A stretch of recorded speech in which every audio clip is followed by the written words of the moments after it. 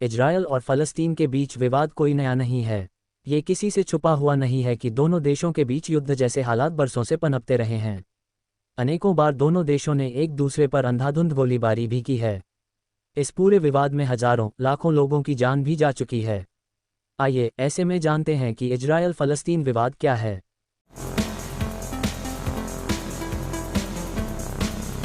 Israel फ़लस्तीन विवाद दुनिया के सबसे जटिल और संवेदनशील मुद्दों में से एक है। इस विवाद की वजह से दोनों पक्षों को हिंसा, विस्थापन और पीड़ा का सामना करना पड़ा। इजरायली और फ़लस्तीन दोनों के इस भूमि से गहरे ऐतिहासिक और सांस्कृतिक संबंध हैं और दोनों की ही अपनी शिकायतें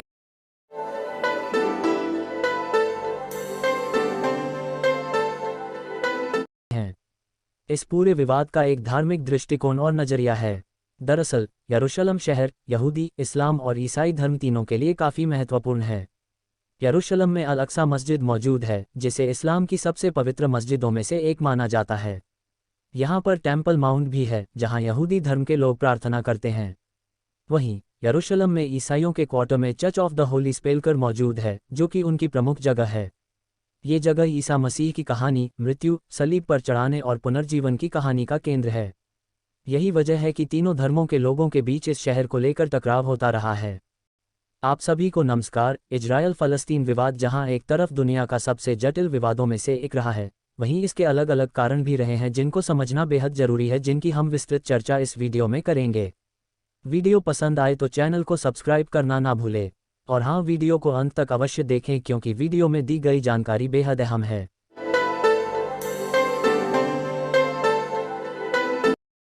अब हम नज़र डालेंगे इजरायल फ़लस्तीन विवाद के ऐतिहासिक पहलुओं की तरफ, जहां से इस विवाद की मूल उत्पत्ति हुई।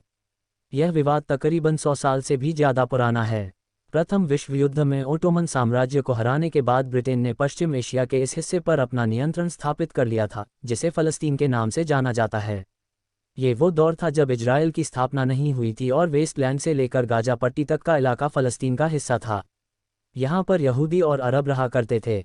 धीरे धीरे यहूदियों और अरब लोगों के बीच में अपने लोगों के लिए देश बनाने की मांग उठने लगी और अंतर्राष्ट्रीय समुदाय ने भी ब्रिटेन से यहूदी लोगों के लिए फ़लस्तीन को स्थापित करने की बात कही। फ़लस्तीन अरबी और बहुसंख्य मुस्लिम बहुल इलाका है, जहां की आबादी तकरीबन 20 लाख है। साल 1947 के बाद संयुक्त राष्ट्र ने फ़लस्तीन को यहूदी और अरब राज्य में विभाजित करने के लिए मतदान किया था, जिसके बाद से 6 मार्च 1948 को अरब और यहूदियों के बीच पहला संघर्ष हुआ और तब से लेकर आज तक फ़लस्तीन और इजरायल के बीच संघर्ष जारी है। वहीं बहुसंख्यक अरब अपने लोगों के लिए फ़लस्तीन नाम से एक नया देश बनाने की मांग कर रहे थे, जिससे इस विवाद ने नया रूप ले लिया, जो बदस्तूर जारी है। फ़लस्तीन और इजरायल के बीच का विवाद तो अंग्रेज भी नहीं सुलझा पाए थे।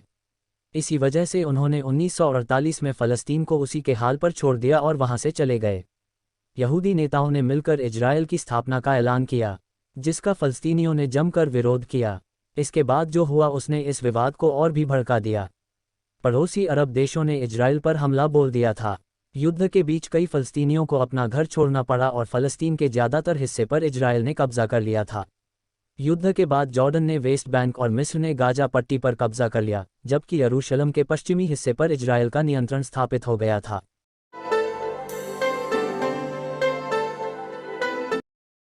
इसी कड़ी में अब हम नज़र डालते हैं इजरायल फ़लस्तीन विवाद को लेकर अब तक हुए अलग अलग युद्धों की और उनके परिणामों की।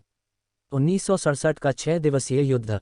1967 में हुए युद्ध में सीरिया ने गोलान हाइट्स में स्थित इजरायली गांवों पर बमबारी तेज कर दी थी, जबकि मिस्र ने सिनाई सीमा के पास अपनी सेनाएं जुटाईं और इजरायली जहाज़ों को अकाबा की खाड़ी का इस्तेमाल नहीं करने दिया।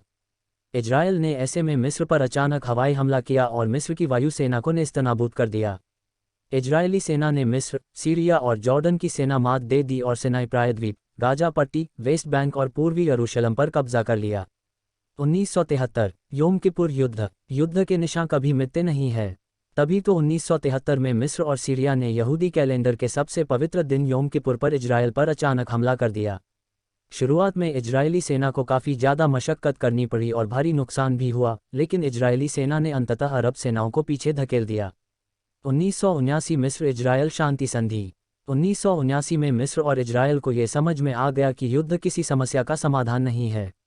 ऐसे में दोनों देशों के बीच में एक शांति संधि हुई और इस संधि के साथ ही 30 वर्षों से चली आ रही युद्ध की स्थिति समाप्त हो गई। इस संधि की शर्तों के मुताबिक इजरायल ने सिनाई प्रायद्वीप को अपने कब्जे से मुक्त करते हुए मिस्र को लौटा दिया। साथ ही मिस्र ने इजरायल के अस्तित्व को मान्यता दे दी। 1982 लेबनान युद्ध। इजरायल ने फ़लस्तीन लिबरेशन ऑर्गेनाइजेशन (PLO) को समाप्त करने के उद्देश्य के साथ ही लेबनान पर धावा बोल दिया और लेबनान की राजधानी बेरूत पर कब्जा कर लिया। इजरायली सेना के बेरूत पर कब्जे के साथ ही PLO को शहर खाली करना पड़ा। इसके बाद इजरायल ने लेबनान से पीछे हटने का फैसला किया और युद्ध समाप्त हो गया। 2006 लेबनान युद्ध। हिजबुल्लाह ने इजरायल पर रॉकेट हमला कर दिया। साथ ही इजरायली सेना के 2 सैनिकों को भी कब्जे में ले लिया था। दरअसल हिजबुल्लाह लेबनान का एक शिया राजनीतिक और अर्धसैनिक संगठन है। सैनिकों को छुड़ाने के लिए इजरायल ने दक्षिणी लेबनान पर हमला कर दिया। 34 दिन तक चले इस युद्ध में तकरीबन 1000 लेबनानी मारे गए, जबकि अन्य 10 लाख लेबनानी विस्थापित हुए थे। हालांकि युद्धविराम के साथ इजरायली सेना पीछे हट जाती है।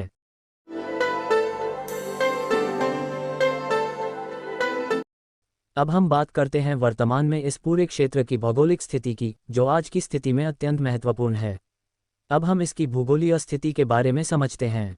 दरअसल इजरायल के पूर्वी और दक्षिण पश्चिम हिस्से में 2 अलग अलग क्षेत्र मौजूद हैं।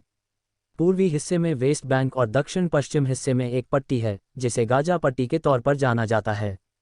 वेस्ट बैंक और गाजा पट्टी को ही फ़लस्तीन माना जाता है। हालांकि वेस्ट बैंक में फ़लस्तीन नेशनल अथॉरिटी सरकार चलाती है और गाजा पट्टी पर हमास का कब्जा है, जो इजरायल विरोधी एक चरमपंथी संगठन है। सनद रहे कि 2006 में हमास ने गाजा पट्टी पर पूरी तरह से कब्जा कर लिया और 2007 के अंत में इजरायल ने गाजा पट्टी पर कई तरह के प्रतिबंध लगा दिए।